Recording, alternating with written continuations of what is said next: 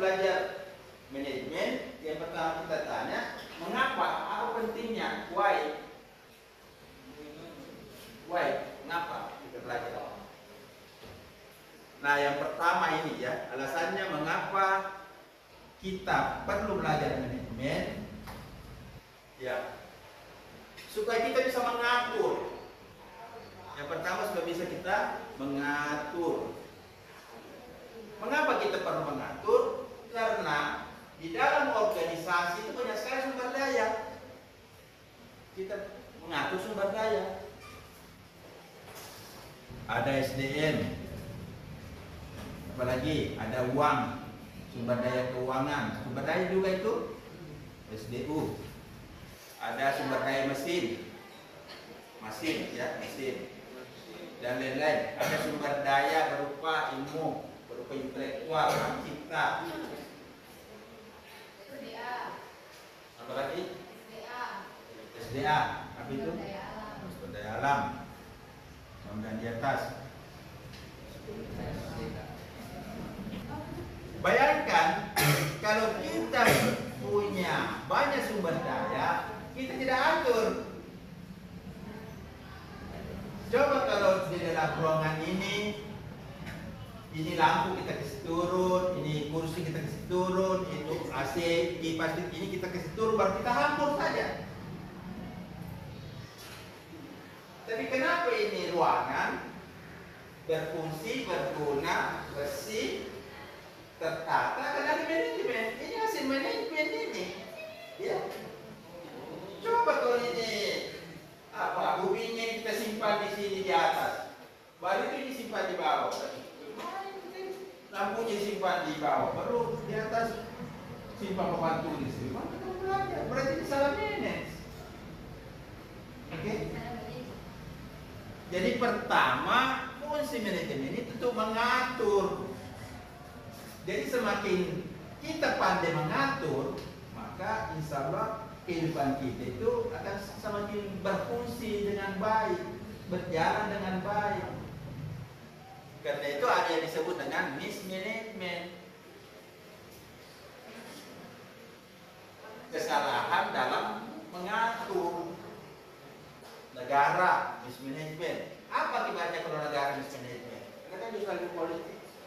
Ya, negara bisa bangkrut, negara bisa terjadi konflik, negara bisa punya utang dan bisa dibayar-bayar, negara bisa dijajah, negara habis uangnya, masyarakat miskin. Itu karena mismanagement negara. Bahkan negara bisa berubah. Nah, ini pentingnya manajemen, ya. Apalagi organisasi. Apa pentingnya bagi organisasi? Kalau salah manajemen, organisasi bisa bangkrut, punya utang,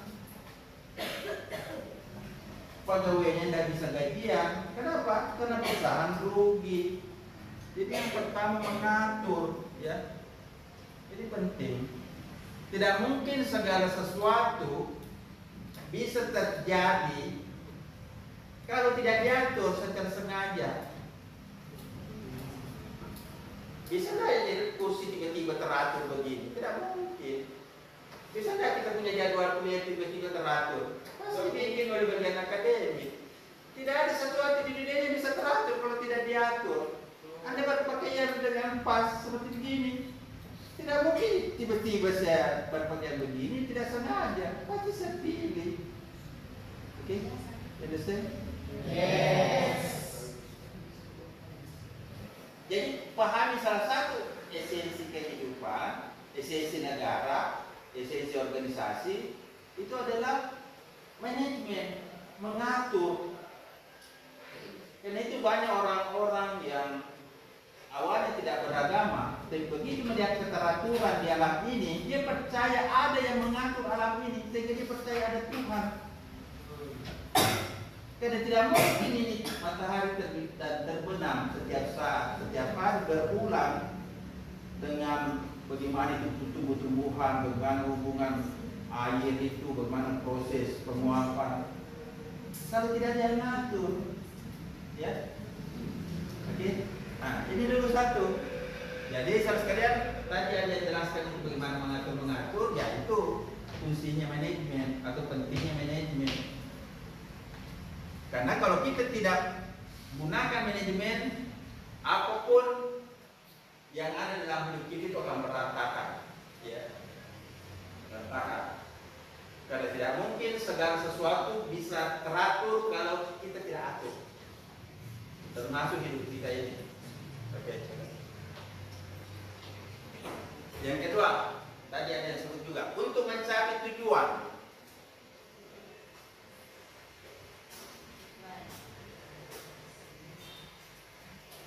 Kalau kita pakai manajemen dengan tidak pakai manajemen, itu seperti langit dan bumi. Karena untuk mencapai tujuan pasti kita butuh pengaturan. Misalnya, Anda mau ke kampus hari ini jam 1 belajar, masuk di kelas jam 1. Tapi Anda tiba masa dibakar, ya. Pokoknya jam berapa saya bangun baju belum disetrika, belum makan, belum mandi. Ini berarti kita fokus ke tujuan ini memang tidak direncanakan. Oke? Jadi apa yang kita mau atur itu dalam rangka mencapai tujuan. Oke? Nah, banyak yang mengatur, banyak yang mencoba mengatur, tapi belum tentu sampai di tujuan. Misalnya, kita punya bikin organisasi. Apakah Anda pastikan organisasinya untung? Penjualannya untung? Tidak. Kita bikin negara. Apa kita pasti bahwa kita semua ini adil, makmur, sejahtera seperti tujuan negara? Tidak kan? Karena itu manajemen harus membantu kita mencapai tujuan. Bukan sekedar mengatur, bukan sekedar bagaimana ini tertata, tapi ini tertata karena ada tujuannya. Oke? Kalau saya atur saja ke belakang begini semua, itu kan teratur juga. Paham ya? Jadi mengatur itu punya tujuan. Ada orang mengatur, sibuk, tujuannya tercapai. Oke? Nah, yang ketiga, tujuan itu harus dicapai dengan 2 syarat dalam manajemen. Yang pertama, dia harus efektif. Efektif artinya tepat sasaran.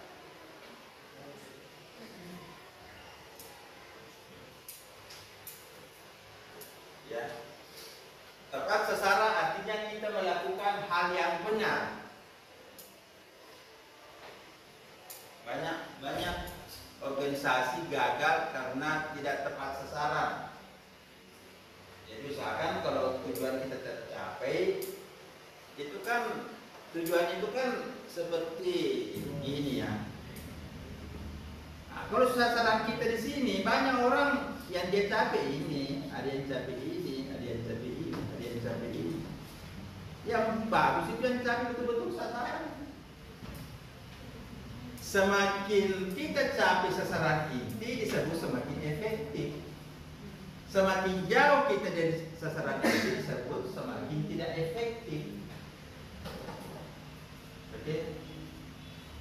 Nah, jadi ada tujuan yang kita mau capai, bukan asal tujuan itu tercapai, tapi kita mau capai dalam kedudukan tujuan yang paling inti yang memang harus kita capai. Contoh, saya bawa ke posisi Anda sebagai mahasiswa. Tujuan kita kuliah apa? Secara formal aja. Pertama, ingin sarjana, ya kan? Yang kedua, ingin menguasai ilmunya, ilmu politik, ya kan? Yang ketiga, ingin dapat IPK 4. Yang keempat, ingin punya organisasi, pengalaman organisasi. 5, punya skill minimal 5 atau 10. 6, baca buku 1000.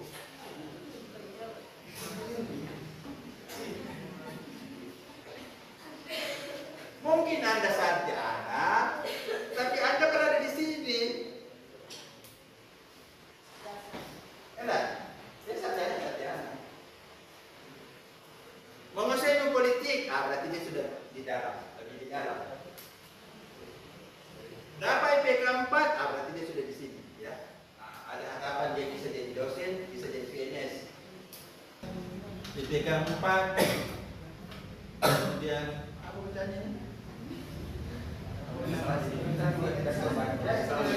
bacanya? Oh, jaringan ya, mungkin ya. Kemudian ada skill. Jadi kalau ini semua terpenuhi, berarti Anda berada di sini. Negara, misalnya negara, karena Anda kan ilmu politik. Kita bikin NKRI, berarti sudah masuk. Oke. Kita bikin pemerintahan, masuk sini, bikin kabinet. Tapi tujuan kita bagaimana negara ini makmur, sejahtera, adil, berdaya, bagaimana mengelola sumber daya, itu harus di sini.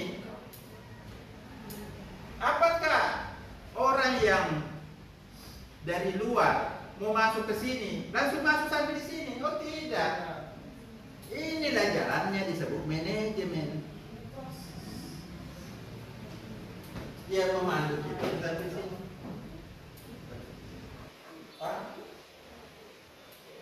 Jadi kalau ada orang tidak sampai di tujuannya secara efektif, berarti dia mismanagement. Dia tidak akan mengelola tujuan, mengelola sumber daya. Biasanya manajemen selalu dikaitkan dengan 3 ini, tapi ini bukan 3 saja. Kita lanjut lagi ya. Yang keempat, tujuan yang kita ingin capai, pengaturan yang kita lakukan, proses yang kita ingin capai harus menggunakan sumber daya yang sekecil-kecilnya. Itu dia disebut dengan apa?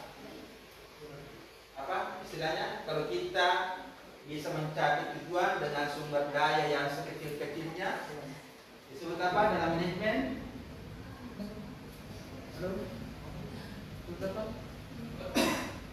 Disebut efisien.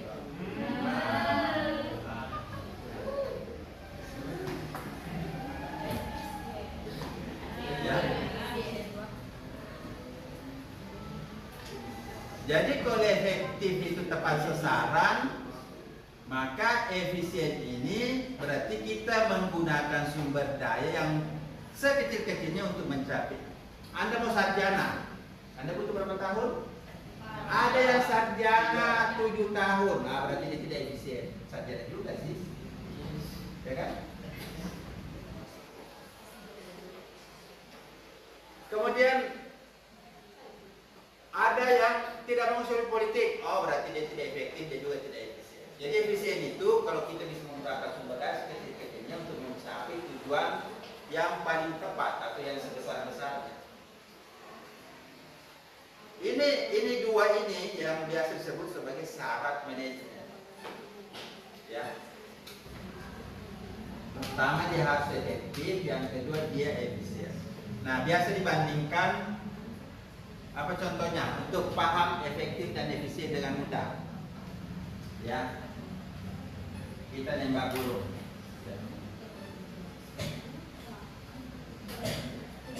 Burung yang bertengger di atas pohon.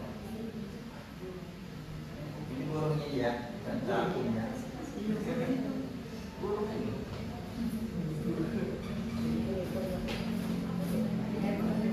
Kalau kita nembak burung, ya, kita nembak burung pakai ketapel, pakai busur, wah tidak kena, karena dia jauh. Ya. Wah, supaya burungnya langsung kena kita pakai meriam.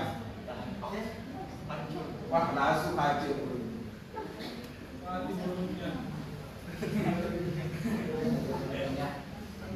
Terus saya mikir, begitu kita pakai senapan burung. kena kita punya ongkos paling sedikit, langsung kena sasaran. Jadi untuk nembak burung kita pakai selepan burung, itulah efektif dan efisien. Nembak burung pakai meriam ini efektif, tapi tidak efisien. Ini terlalu mirip, terlalu efisien, tidak efektif. Ada itu kita beri kampus dia jalan kaki saja, daripada kita di bensin pemborosan, memang efisien. Tapi subuh baru sampai di kampus, orang sudah pulang semua, dosen sudah pulang. Jadi mirip, jangan juga terlalu mirip. Mirip seperlunya, iya enggak? Iya.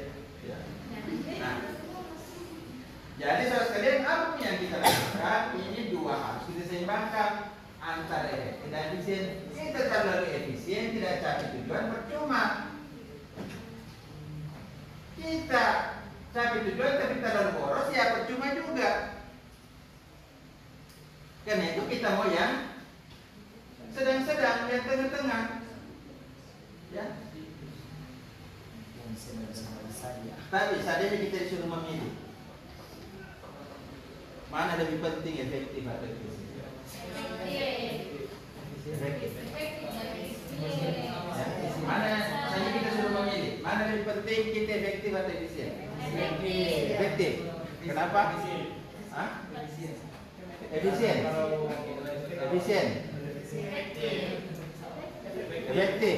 Kenapa? Kenapa efektif? Sesuai dengan tujuan. Dengan tujuan. Kenapa efisien? Tapi kalau sesuai tujuan modalnya banyak apa modalnya? Ya. Tujuan kan dulu, tujuan Ditekor ya? Iya. Iya. Ditekor. Lebih baik efisien. Iya. Karena akan tertuju di sini dengan harga murah. apa yang tujuan kalau tidak ada tujuan? Oke, itu betul juga ya. Kita mau dagang daripada besar ongkos daripada hasil ya dagang. Karena tujuan kita dagang bukan untuk rugi. Oke. Nah, terus sekalian kalau kita disuruh memilih, yang pertama harus kita dahulukan adalah efektif. Efektif dulu. Ya.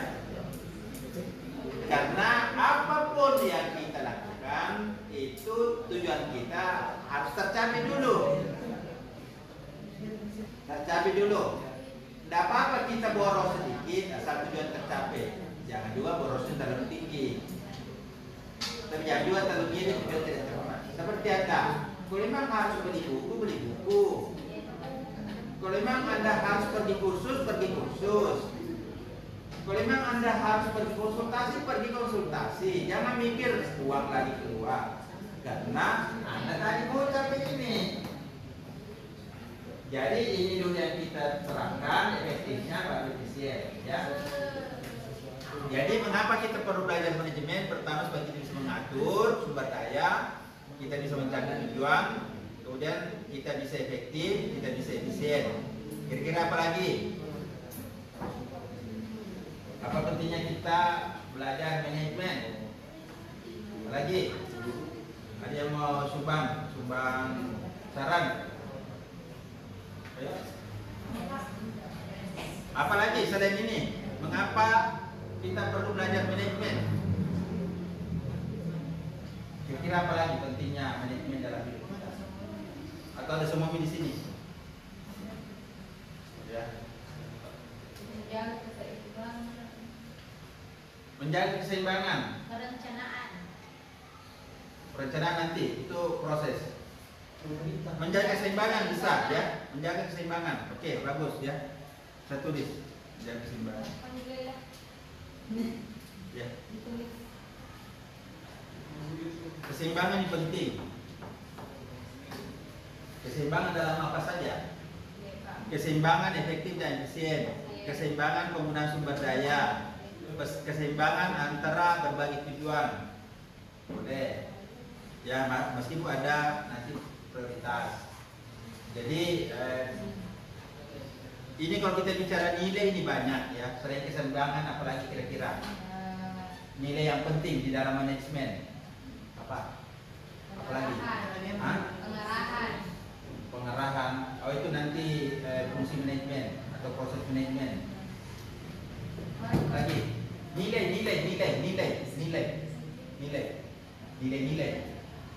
Apa nilai apa kira yang penting di dalam mengatur? Saya tambahkan, misalnya adil, ya.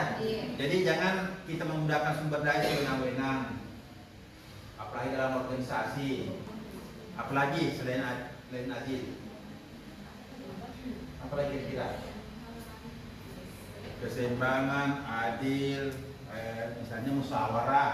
Terserah, ini nilai-nilai aja yang bisa kita atau kesepakatan menggunakan nilai. Tapi kalau kita bicara nilai dalam manajemen, maka setiap manajemen itu punya nilai yang berbeda.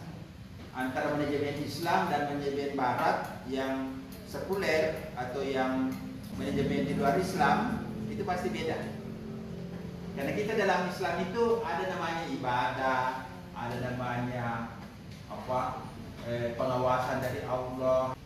Kalau manajemen tidak pakai itu, kalau misalnya dari CCTV mungkin dia mencuri, mungkin dia menyimpan. Tapi kalau kita Islam betul-betul percaya Allah itu Maha melihat, sebenarnya kita kemana-mana tidak mungkin korupsi kalau kita Islam.